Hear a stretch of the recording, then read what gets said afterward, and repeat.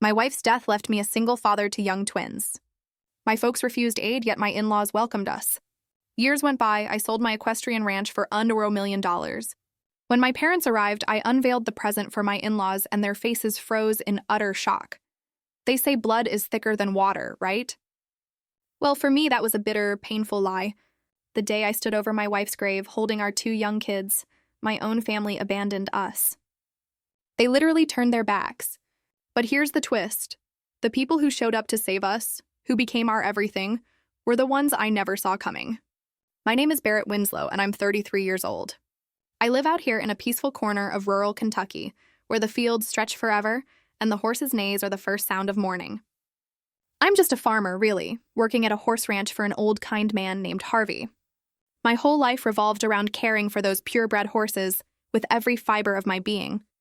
Life was simple then, full of laughter with my sweet wife, Courtney, and our adorable twins, Noah and Nora. Our little home, though far from wealthy, was always bursting with joy and warmth. But then it was like a sudden, brutal storm ripped through everything.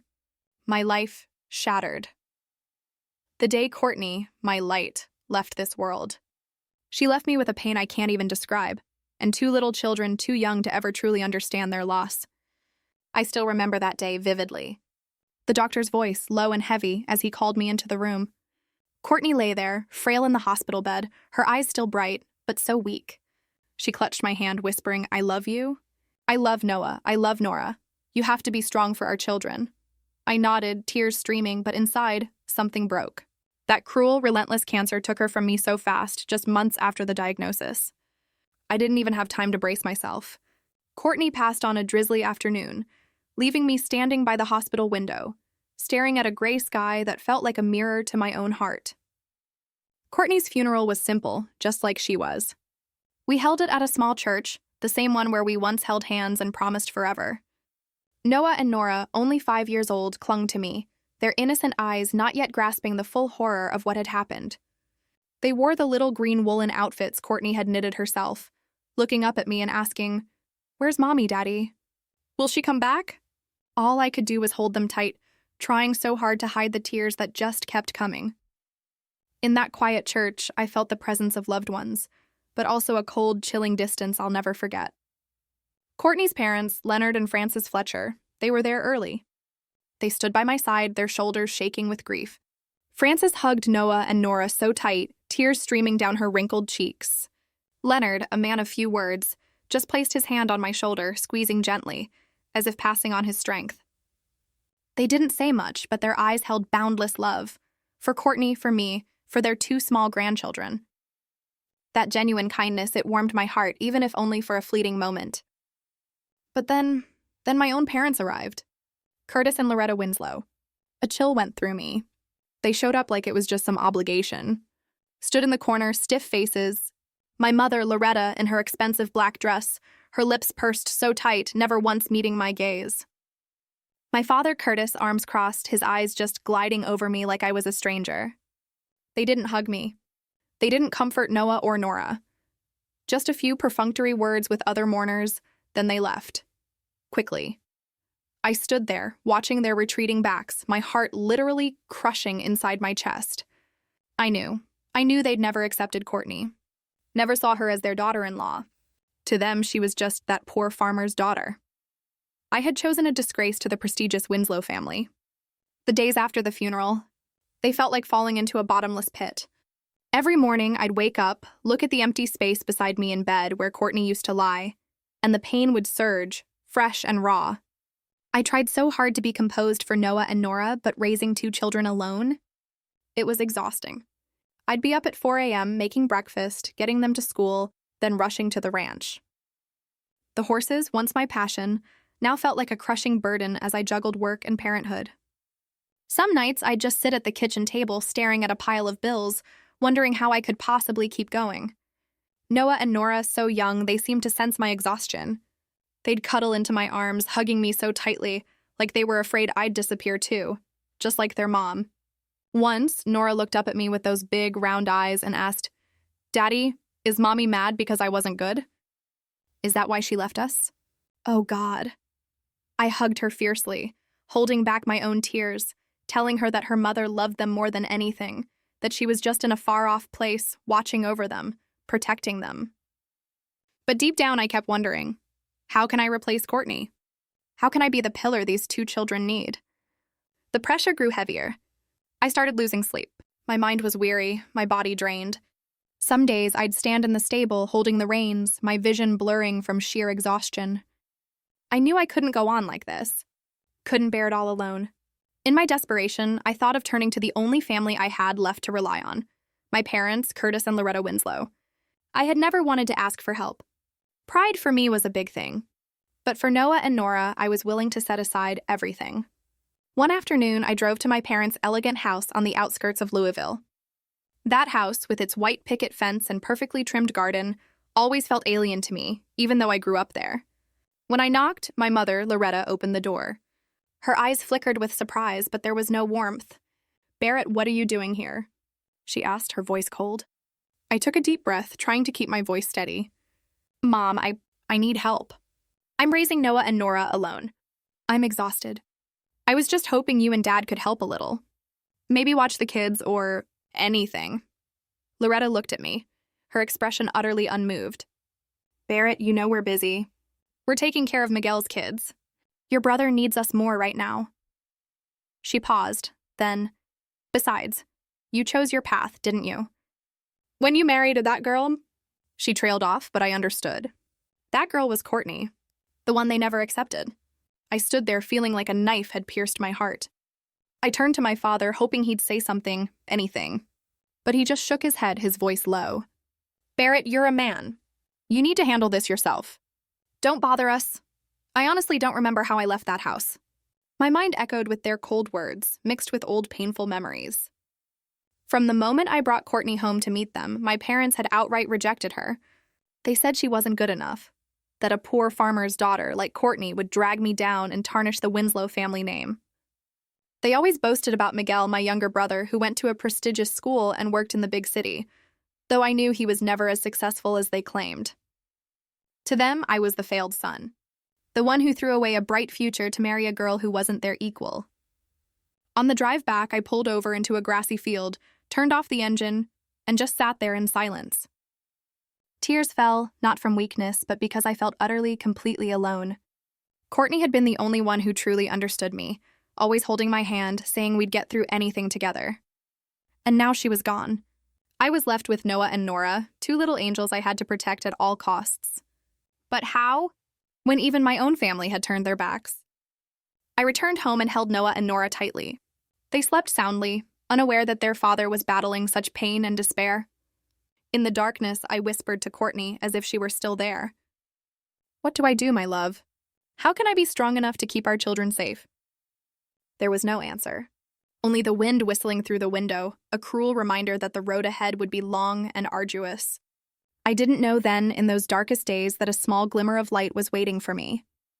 Not from my own family, but from those I never expected would become my strongest support.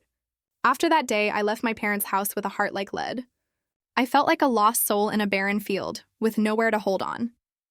Noah and Nora were the only reason I didn't just collapse, but I knew I couldn't go on alone. I needed someone, anyone, to help me stand up and move forward. And then I thought of Leonard and Frances Fletcher, Courtney's parents. I hesitated for a long, long time before calling them. Leonard and Frances lived in a small house, deep in rural Kentucky, where winding red dirt roads cut through fields of wheat and corn.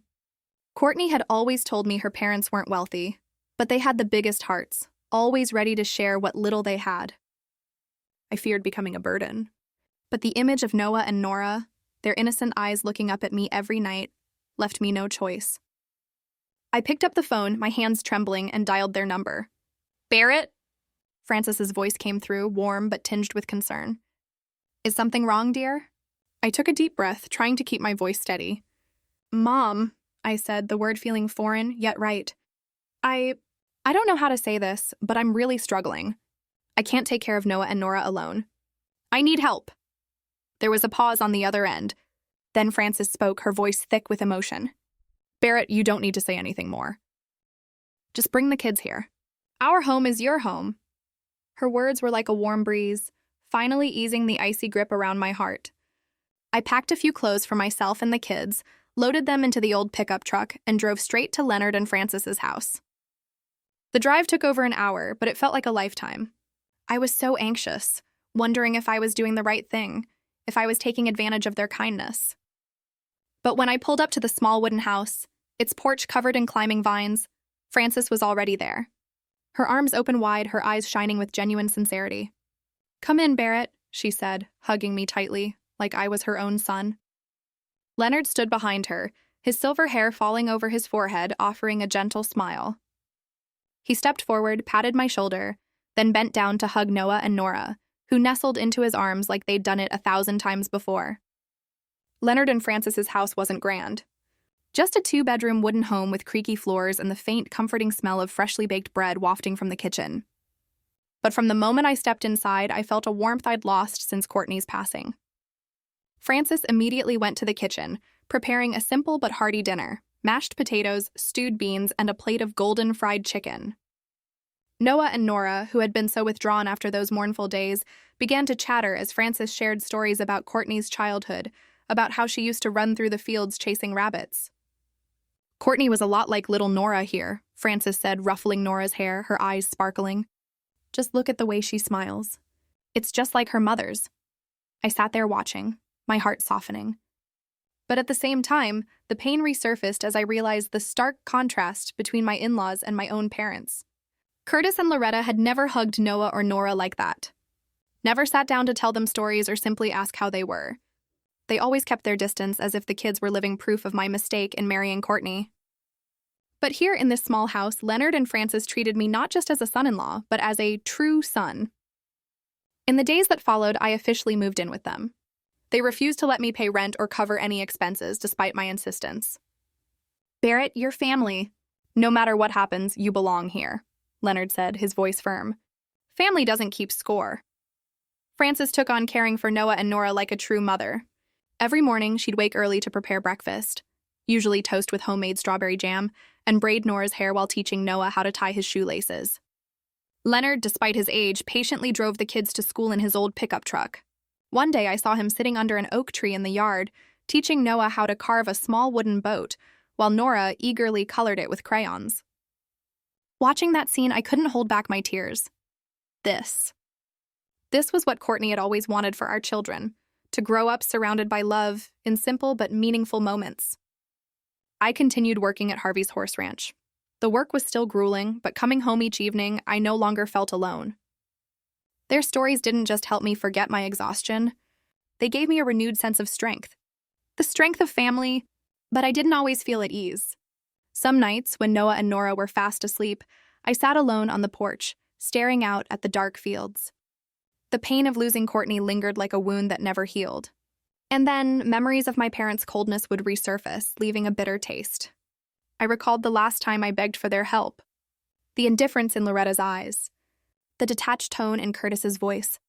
The contrast between Leonard and Frances's boundless love and my parents' crushing distance made me both immensely grateful and utterly heartbroken. One evening, as I sat on the porch, Frances came out carrying an old blanket. She draped it over my shoulders. "It's chilly out here, Barrett," she said, then sat down beside me. I didn't say anything, just lowered my head. "What's on your mind, dear?" "If you can share it with me," she asked gently. I sighed. I don't understand why my own parents treat me like this. I've tried to do everything right, but to them, I'm never good enough. And you treat me like your own son, even though I'm just your son-in-law. I don't know how to repay you. Frances placed her hand on mine, her eyes gentle but resolute. "Barrett, you don't owe us anything. You're Courtney's husband, the father of Noah and Nora.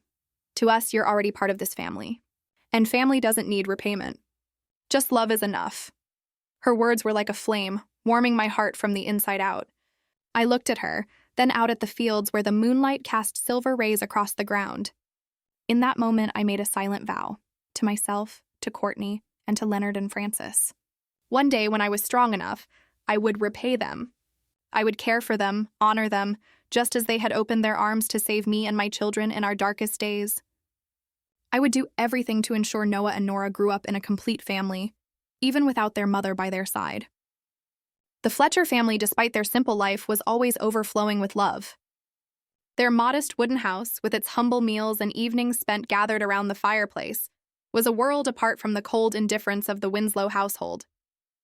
I recalled the extravagant parties my biological parents used to throw, where they'd brag about Miguel and his exaggerated achievements. To them, pride and appearances were everything. But here in this home, I learned that true value lies in connection and sharing. Those months, though incredibly difficult, taught me so many lessons. I began to manage my finances meticulously, tracking every single cent of my meager wages to ensure it was enough for my children and to contribute to the household expenses. I was grateful for every meal Frances prepared, every trip Leonard made to drive the kids to school. And most importantly, I cultivated a fierce determination. I had to build a better life, not just for Noah and Nora, but also for Leonard and Frances, who had given me a home when I thought I had lost everything. I knew the road ahead would be long. But with the love of the Fletcher family, I began to believe I could do it. I would not let Courtney down, nor would I let those who loved me suffer. That was a promise I etched deeply into my heart, and I was determined to make it a reality. I knew I needed a breakthrough, an opportunity to change not just my life, but also the lives of Noah, Nora, and those who had taken me in. And that opportunity, I never imagined it would come so quickly, in a way I could never have anticipated.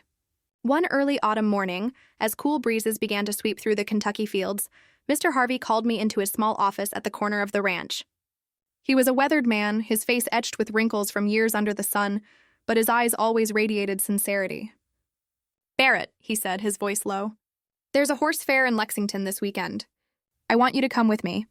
You're the best we've got when it comes to caring for horses. I need you there to showcase some of our young stock." I was surprised. Mr. Harvey rarely took me off the ranch. My work usually revolved around the stables, not major events like the Lexington Horse Fair, where wealthy people, horse traders, and investors gathered. I nodded, though my heart was filled with unease. I wasn't used to crowds, polished suits, or smooth-talking conversations. But I knew this was a chance to learn, and I didn't want to let Mr. Harvey down. When the day of the fair arrived, I wore the cleanest shirt Frances had carefully ironed for me, put on an old straw hat, and followed Mr. Harvey to Lexington. The fair was buzzing with energy. The sound of horses neighing mixed with laughter and chatter, the smell of hay mingling with the aroma of food from the stalls. Purebred horses were paraded, their coats gleaming in the sunlight, and the crowd applauded each time one galloped by. I stood by Mr. Harvey, helping him introduce a few of our young horses, answering questions from clients about their care and training. I did it naturally because for me, horses weren't just work. They were my passion. While checking the hooves of a young horse, I heard a deep, warm voice behind me. "You handle those horses with great care. Not many people pay attention to the details like that." I turned around to see an older man with silver hair, dressed in a simple but elegant suit. He introduced himself as Clinton McGraw, a retired investor who still had a passion for the horse racing industry. I was a bit flustered, unaccustomed to being noticed, but Mr. McGraw smiled, his sharp yet friendly eyes putting me at ease. We started talking, and I quickly realized he wasn't like the others at the fair. He didn't boast or try to assert his authority. Instead, he asked about how I cared for the horses, the challenges I faced, and even about my life. I hadn't intended to share much, but something about him made me open up. I told him about Courtney, the pain of losing her, about Noah and Nora, and how I was doing my best to hold our little family together. He listened without interrupting, nodding occasionally and asking thoughtful questions. When I finished, he looked at me, his gaze seeming to see right through to my soul. "You've got grit, Barrett," he said. "And you've got talent. I've been in this industry long enough to recognize someone with potential. Have you ever thought about starting your own horse ranch?" His question stunned me. Start my own horse ranch? It was a dream I'd never dared to entertain. I was just a farmer, scraping by on a modest wage. I shook my head, managing a wry smile. "Mr. McGraw, I don't have the money, and I don't have anyone backing me. I know how to care for horses, but starting a ranch? That's out of my reach," he smiled, unfazed. "Barrett, money isn't the biggest issue. Will and talent are what matter. I want to help you. I'll invest a sum to get you started. Not a fortune, but enough for you to give it a shot." "What do you say?" I stood there, unable to believe my ears. A stranger, whom I'd known for less than an hour, was offering to help me achieve the biggest dream of my life. I wanted to say yes immediately, but fear held me back. Fear of failure. Fear of letting Mr. McGraw down. Fear that I wasn't good enough to make this opportunity real. I thanked him, asked for his phone number, and promised to think it over. That evening, I returned home, my mind in turmoil. Noah and Nora were playing in the yard while Francis was cooking in the kitchen. I sat down with Leonard at the dining table and recounted the story about Mr. McGraw. I don't know if I should take this chance, I said, my voice trembling. If I fail, I could lose everything. I don't want to disappoint you, Mom, or the kids. Leonard looked at me, his eyes steady. Barrett, life is a gamble. But if you don't dare to try, you'll never know if you could have won. Courtney always believed in you. She wanted you to live fully, for yourself and for the kids. Be strong, son.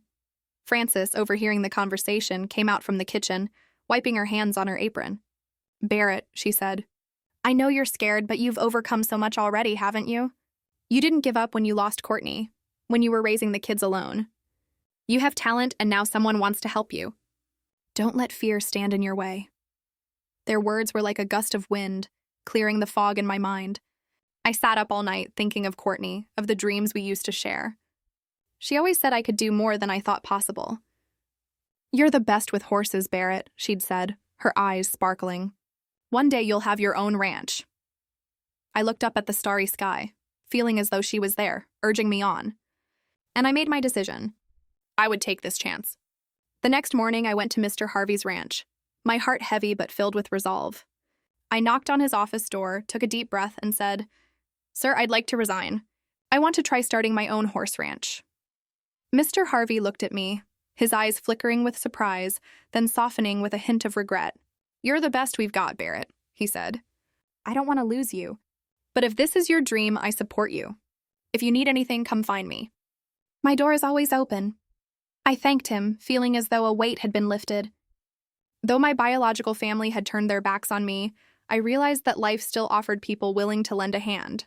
Mr. Harvey, Mr. McGraw, and especially Leonard and Francis. A few days after bidding farewell to Mr. Harvey, I arranged to meet Mr. Clinton McGraw at a small cafe in Lexington. Sitting across from him, in my worn-out shirt and dusty boots, I felt small in the presence of this silver-haired man with sharp, discerning eyes. Mr. McGraw didn't beat around the bush. After asking more about my plans, he set his coffee cup down and said plainly, Barrett, I'm going to invest $1 million in you to start your own horse ranch. In return, I want 30% equity. This isn't a gift. It's a gamble. I believe in you, but you have to prove I didn't choose the wrong person. $1 million. The figure rang in my head like a bell, both exhilarating and terrifying. I had never held such a sum in my hands. Never imagined I'd have the chance to turn my dream into reality. I nodded, trying to keep my voice steady. Thank you, Mr. McGraw. I won't let you down. With Mr. McGraw's investment, I began my entrepreneurial journey. I found a small plot of land on the outskirts of Lexington, not vast, but enough to build a modest stable. I hammered wooden planks, put up fences, and constructed a place to raise horses with my own hands. Every swing of the hammer, every drop of sweat that fell to the ground was a reminder. This was my one shot. I couldn't fail. I used part of the money to buy a few affordable young horses, ones that larger ranches overlooked. They weren't expensive purebreds, but I believed that with proper care and training, they could become valuable. However, reality quickly taught me that dreams are never easy. The cost of raising horses was higher than I'd imagined. Feed, medicine, equipment, and hiring a few seasonal workers to help. Each bill piling up on the table felt like a stab, a stark reminder that Mr. McGraw's $1 million could run out faster than I thought if I wasn't careful. I developed a routine of waking up at 4 a.m. when the sky was still pitch black. I fed the horses, cleaned the stables, checked their health, and trained them myself. The work was so grueling that some days I felt my body might just give out. My hands bled from pulling reins, my back ached from hauling bales of hay. Some afternoons, as the golden sunlight bathed the fields, I stood still, watching my young horses, wondering if I was on the right path or chasing a pipe dream. But whenever exhaustion and doubt crept in, images of Noah and Nora flashed in my mind. I remembered their smiles as they ran around Leonard and Francis's yard, Francis's encouraging look as she set a plate of hot food before me. Leonard's firm pat on the shoulder as he said, "You'll make it, Barrett." Those moments were the only fuel keeping me going. I wasn't doing this just for myself, but for my children, for the Fletcher family, and for Courtney, who always believed I could achieve something great. But then, a setback hit like a punch to my hopes. One morning, while training a young horse I had high expectations for, a chestnut mare named Starlight, with a glossy coat, she suddenly stumbled during a run. Her pained neigh echoed, and I rushed to her, my heart pounding. Starlight lay on the ground, her front leg swollen and unable to stand. I called the veterinarian immediately, but the bad news came like a storm. She had a broken bone, and her chances of a full recovery were slim. I sat down in the middle of the stable, head in my hands, feeling as though my world had collapsed. Starlight wasn't just a horse. She was my hope. Proof that I could turn Mr. McGraw's investment into reality. I had poured so much time, effort, and money into her. And now it all seemed to vanish. Tears fell, not from weakness, but from the crushing sense that I had failed. Mr. McGraw, the Fletcher family, and myself. At that moment, I heard footsteps. Mr. McGraw appeared, his tall, lean figure casting a shadow on the ground. I quickly wiped my tears, trying to stand, but he raised a hand to stop me. "Sit down, Barrett," he said, his voice calm, but without a hint of reproach. He sat beside me, looking at Starlight as the vet tended to her. "Failure is the price of experience," he said. "If you can't get through this lesson, you'll never stand tall in this business. Horses, like life, don't always go the way you plan. But the good ones aren't those who never fail. They're the ones who get back up." His words were like a ray of light piercing the darkness. I looked at him, feeling both ashamed and deeply grateful. He didn't scold me or pull his investment. He showed me that failure was part of the journey. I nodded, clenching my fists, determined not to let this moment defeat me. In the days that followed, another surprise came. Mr. Harvey, my old boss, visited the ranch. He brought homemade cookies from his wife and an old notebook filled with years of his ranch management experience. "You're doing well, Barrett," he said, his voice full of encouragement. "But running a ranch isn't just about caring for horses. You need to know how to balance expenses, choose the right people to work with, and keep your spirit strong." He spent the afternoon sharing invaluable tips, from cost-effective feed choices to spotting early signs of illness in horses. His help, though small, was a powerful boost to my morale. From those failures and encouragements, I gradually forged resilience. I learned to accept loss, to rise after every fall. Starlight couldn't recover for racing, but I cared for her diligently, hoping one day she could be a healthy horse for other purposes. I kept working, kept learning, and began to see a faint light at the end of the road. My small ranch, though still rough around the edges, was slowly becoming a place of promise. Each day I rose before the sun when the stars still twinkled in the Kentucky sky. I stepped into the stable, breathing in the scent of hay and damp earth, feeling my heart beat in rhythm with the breaths of the horses. I had learned to manage my time more tightly, breaking tasks into smaller pieces to avoid being overwhelmed. I cared for each young horse with the same meticulous attention I gave to Noah and Nora. I spent hours training them, observing every stride, every flick of their tails, searching for ways to unlock their potential. In those moments, watching them gallop across the small field, I felt a quiet pride, as if I were building something greater than myself. After months of struggle, those efforts began to bear fruit. One afternoon, I took Dusty, a silver-gray stallion, to a small local race. It wasn't a grand event like the Lexington Fair, just a competition for small ranches in the area.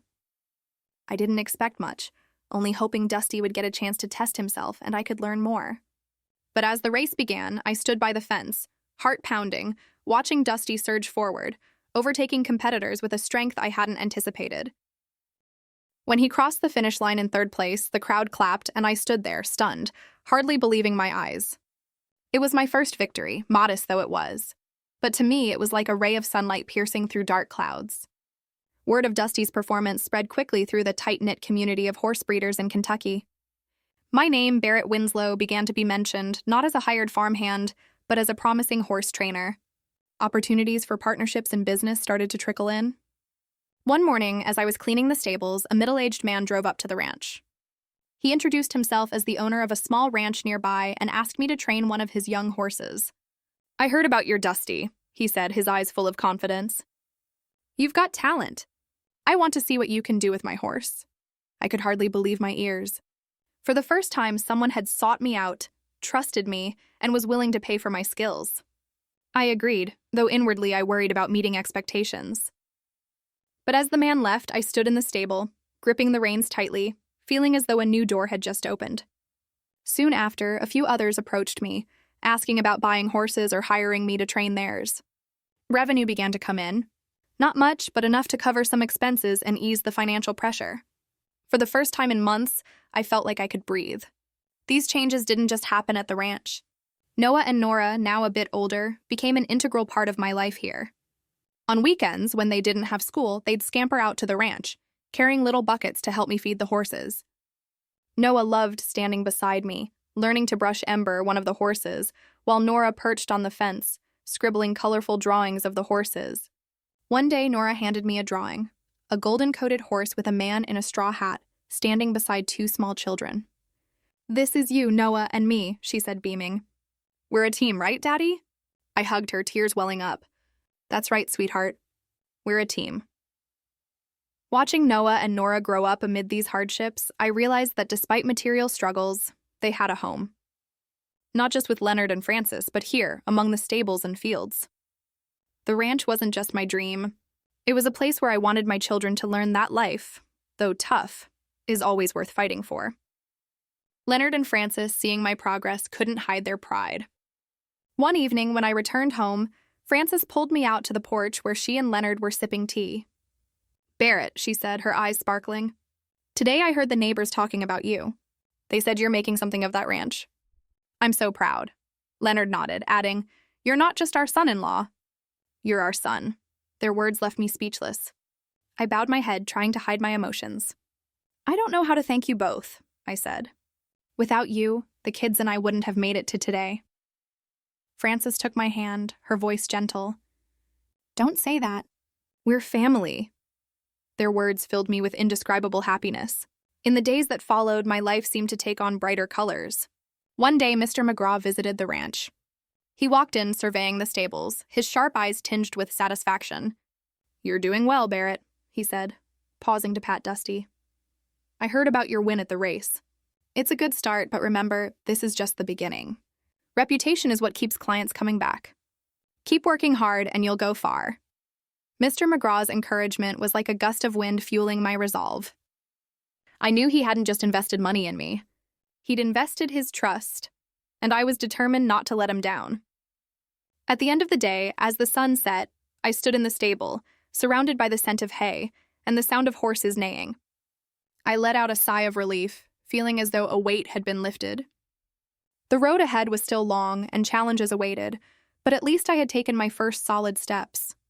I looked out at the fields where the sunset painted the sky golden and whispered to Courtney, "Do you see, love? I'm doing it. For you, for our kids, and for our family." In the days following Dusty's victory, my small ranch began to take new strides. I poured my heart into training Ember, the horse Noah adored. She was a mare with a fiery red coat and deep black eyes that shone like coal. I saw her latent strength from our first training sessions. I spent hours each day working with her, refining her strides, teaching her to navigate small obstacles. Then an opportunity arose when a larger race was held in the neighboring county, drawing ranches from across Kentucky. I entered Ember, not daring to hope for too much, but deep down, I believed she could do something special. On race day, I stood by the fence, hands clenched, heart pounding. When the starting gun fired, Ember surged forward, her strides powerful and resolute. The crowd cheered, and I could barely breathe as I watched her overtake one competitor after another. When Ember crossed the finish line in second place, I shouted, unable to contain my emotions. It wasn't just Ember's victory. It was mine. A triumph born from months of exhaustion, sleepless nights, and the faith I had placed in myself. News of Ember's success spread like wildfire across the dry plains. The local paper began mentioning my name, Barrett Winslow, as an inspiring story. A man who started with nothing, lost his wife, raised 2 children alone, and was now the owner of a promising horse ranch. One morning, as I fed the horses, a young reporter from the local newspaper showed up. She carried a camera and a friendly smile, asking about my journey.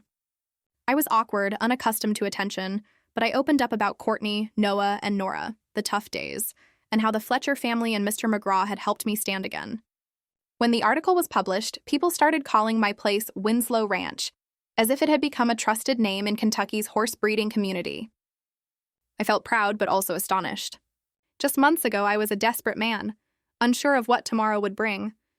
Now I had a small ranch, a growing reputation, and a modest income that let me breathe easier. But just as I began to see a glimmer of light, a shadow from my past unexpectedly returned. My biological family. That afternoon, as I was checking the fences around the stable, a sleek car pulled up at the gate. I squinted and immediately recognized my parents' car. Curtis and Loretta Winslow. They stepped out along with Miguel, my younger brother, whom I hadn't seen since Courtney's funeral. I stood tall, trying to stay calm. But inside, a storm of emotions churned. What were they doing here? After years of coldness, after turning their backs when I needed them most, why were they showing up now? Barrett? Loretta began, her voice artificially sweet. We heard you're doing well. We just wanted to visit, see how you and Noah and Nora are doing. I nodded politely, inviting them in. Noah and Nora were playing in the yard, and when they saw their grandparents, they hesitated, not running to hug them as they did with Leonard and Francis. I led them into the small house near the ranch where the kids and I stayed when not at my in-laws. Curtis looked around, his eyes scanning the simple wooden walls as if appraising the place's worth. This ranch? It looks decent, he said, his tone attempting warmth, but carrying an undercurrent of condescension. You're my son. No matter what, you should remember your roots. Family is the most important thing, you know. I sat there, hands gripping the edge of the table, feeling as though my chest was being crushed. Roots, family. Those words rang in my head like a bitter joke. I remembered the day I stood at their door begging for help after Courtney's death, when Noah and Nora were too young to understand their loss. Back then, Curtis had looked at me with cold eyes, telling me to handle it like a man. Now, as Winslow Ranch gained recognition and the press hailed me as an inspiring story, they showed up talking about family as if they had never turned away. Loretta, in her expensive silk dress and meticulously styled hair, chimed in, her voice sweet but laced with reproach. Barrett, really? She said, fidgeting with her glossy leather purse as if to mask her unease. You haven't visited us in so long. We've been worried about you. You've been busy with the ranch, but family is still where you belong, isn't it? I looked at her, struggling to keep my face composed. But inside, anger surged. Worried about me? When had they ever worried? When I was exhausted from working and raising 2 kids alone? When I knocked on their door pleading for help only to be met with indifference? I wanted to shout, to unleash the years of pent-up resentment. But I glanced at Noah and Nora, sitting quietly in the corner, their wide eyes watching me with concern. For their sake, I had to stay calm. But Miguel, my brother, seemed intent on pushing further. He sat across from me, hands clasped tightly, his forced smile failing to hide his tension. Barrett, he said, trying to sound friendly, I heard your ranch is doing great. The Louisville race, the article in the Lexington Herald. You're really making waves. I was thinking maybe we could work together. I've got some ideas. With a bit of capital, we could scale things up. Brothers working together, we'd be unstoppable. I looked at Miguel, and for the first time, I saw the falseness in his eyes. Miguel, whom my parents always touted as their pride. But I knew he'd failed in his city business ventures. Now he was here, not to congratulate me, but to take advantage. The pressure from them grew heavier, like an invisible wall boxing me in. Curtis kept talking about family duty. Loretta sighed, blaming me for keeping my distance, and Miguel repeated his partnership pitch with increasing urgency. I felt cornered, my heart pounding, my mind reeling with anger and disappointment. At that moment, a small but resolute voice broke through the stifling air. You don't care about Dad. Noah, my 7-year-old son, sprang up from his wooden chair, fists clenched, eyes blazing with determination.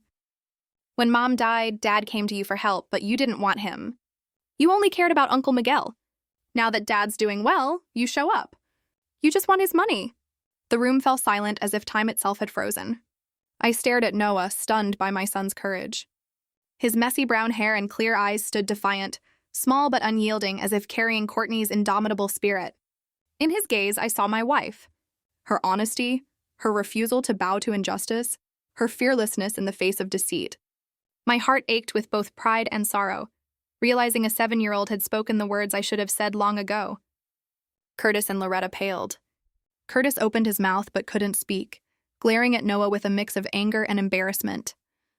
Loretta clutched her purse tightly, her lips pursed as if trying to suppress her shame. But Miguel, his face red with fury, leapt to his feet, pointing at Noah. "You disrespectful brat!" he shouted, his voice shrill. "How dare you talk to your grandparents like that?" "No manners at all." His words were the final straw. I could no longer stay silent. I stood stepping in front of Noah, shielding my son. I looked straight into the eyes of Curtis, Loretta, and Miguel. My voice firm and unwavering. "Enough," I paused. Noah's right. When I needed you most, when I lost Courtney, when I was raising 2 kids alone, you turned your backs. You never treated me like family. I don't need you anymore. I want you to leave. Now." The air in the room was heavy as stone. Curtis stared at me, his eyes flashing with anger and shame, but he said nothing. Loretta looked down, her hands trembling, as if wanting to speak but unable to. Miguel muttered a curse under his breath and stormed out, the wooden door slamming behind him. Curtis and Loretta slowly stood, avoiding my gaze, avoiding Noah and Nora, and left in silence. The sound of their car engine faded into the distance, leaving a heavy but liberating quiet. I knelt down, hugging Noah tightly, feeling his small heart pounding in his chest. "Thank you, son," I whispered, my voice choked. "You were so brave." Noah nestled into me, silent, but I knew he understood. He had just protected our little family. Nora ran over, wrapping her arms around me, and in that moment I felt a new strength, the strength of love and unity.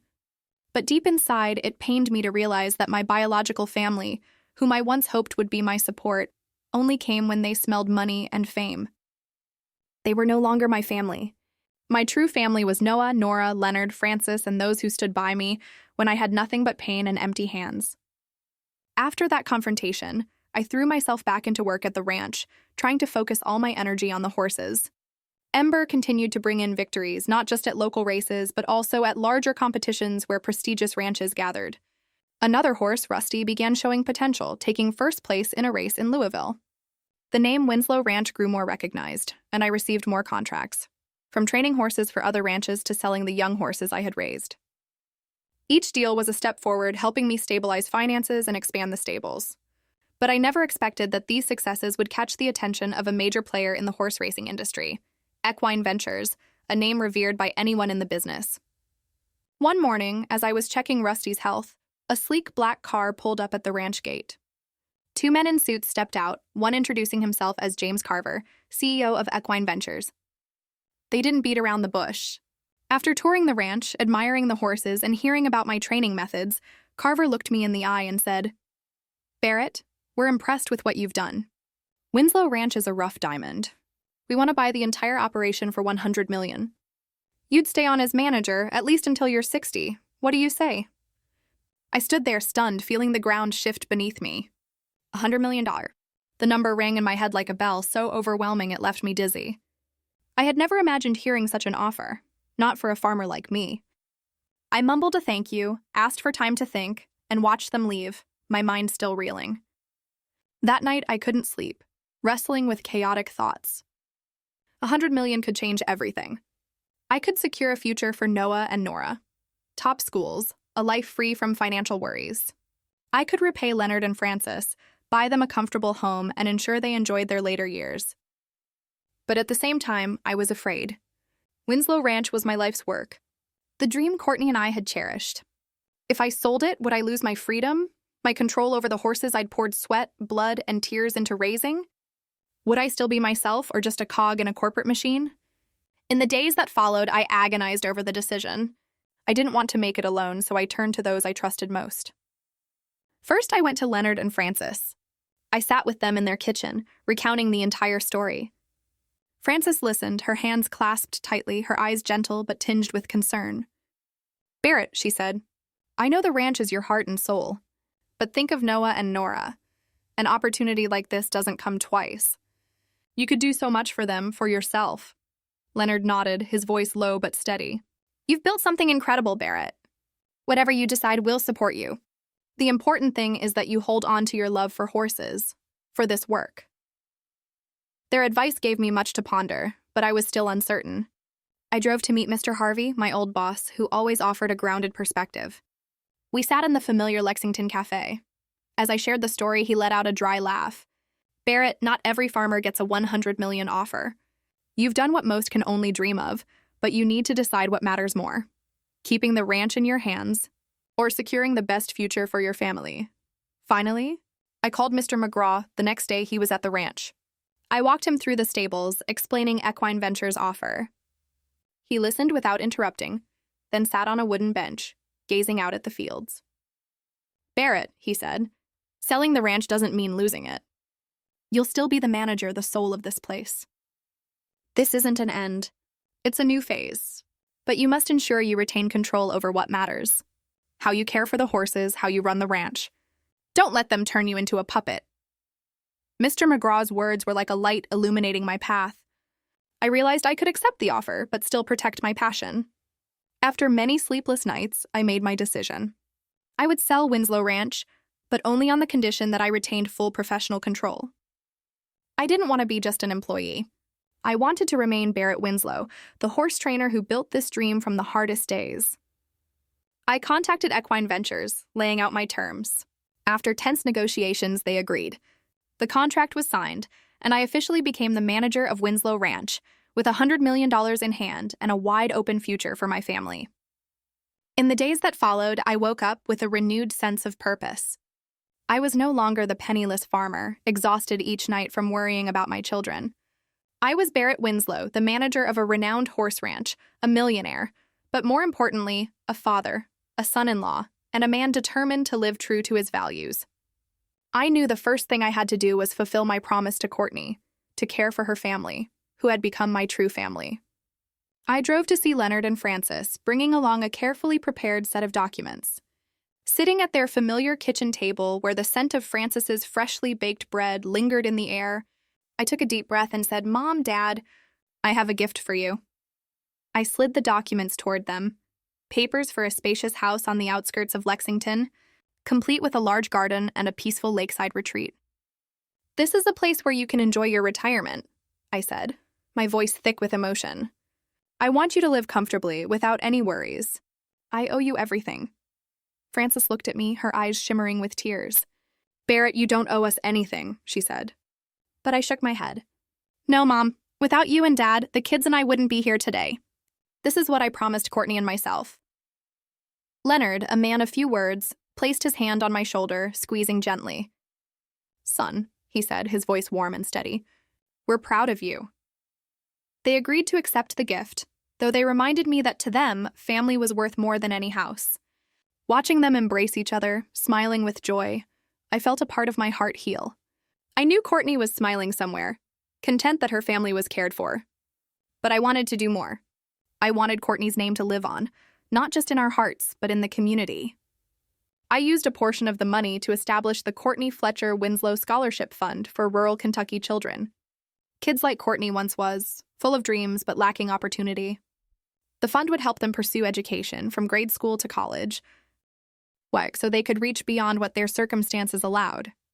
I wanted Courtney to be an inspiration, a guiding light for those struggling through hardship. Meanwhile, I enrolled Noah and Nora in better schools in Lexington. I wanted them to have a proper education, but I always reminded them of their roots. One evening, sitting with them in the living room, I said, "Kids, everything we have today started with love and perseverance. Never forget your grandparents. Never forget your mom. We don't need to be proud in a boastful way. Just live well. Live kindly." Noah nodded, his eyes bright with understanding, while Nora hugged me, whispering, "I'll make you proud, Daddy." The Scholarship Fund's launch event was held in a small community hall in town. I stood before the crowd, flanked by Leonard, Francis, Noah, and Nora. Local reporters were there, cameras flashing, and I felt as nervous as I did before my first horse race. When asked about my journey, I took a deep breath, my voice catching. I was just a farmer with nothing. If I have everything today, it's because of my wife, Courtney, and my in-laws, who never turned their backs on me. They're my real family. Those simple, heartfelt words echoed through the hall. The crowd applauded, and I saw pride in Leonard and Francis's eyes. My story spread, not just in Kentucky, but beyond, becoming an inspiration about gratitude and perseverance. People saw me not just as a millionaire, but as a man who stood up for family values, who repaid kindness the right way. But that moment also brought a bitter contrast. I hadn't expected Curtis, Loretta, and Miguel to be there. They were standing in the far corner of the hall. As I spoke my gratitude for Leonard and Francis, I saw them freeze. Curtis tried to mask his shame, his lips pressed tight. Loretta bowed her head, clutching her expensive purse as if to shield herself from the crowd's gaze. Miguel, his face flushed with anger, left before the event ended. I wasn't surprised, but the pain lingered. They were never my family when I needed them most. And now, as I stood at the peak of success, they came only to face the truth, that I no longer needed them. When the event ended, Frances gripped my hand tightly, tears streaming down her cheeks. "You've made me proud, Barrett," she said, her voice trembling. Leonard hugged me, and in that moment, I felt Courtney was still here, in the embrace of our family. I had solidified my place, not just as a financial success, but as a man of gratitude and integrity. I had repaid the right people, at the right time, in the right way. And that was my greatest victory. In the days following the scholarship fund announcement, I returned to my familiar routine, but with a sense of peace I hadn't felt in years. Winslow Ranch, now under my management and backed by equine ventures, continued to thrive. The young horses I trained galloped across the fields, bringing new victories, and the ranch's reputation grew ever stronger. But for me, the most meaningful thing wasn't the numbers in my bank account. It was the pride in Noah and Nora's eyes, the joyful smiles of Leonard and Francis, and the knowledge that I had kept my promise to Courtney. One late afternoon, as the golden sunset bathed the Kentucky fields, I decided to take Noah and Nora out. I led Ember, the fiery red mare I cherished, on a walk with the kids. Noah held the reins, mimicking my stride, while Nora skipped alongside, picking wildflowers and tucking them into her hair.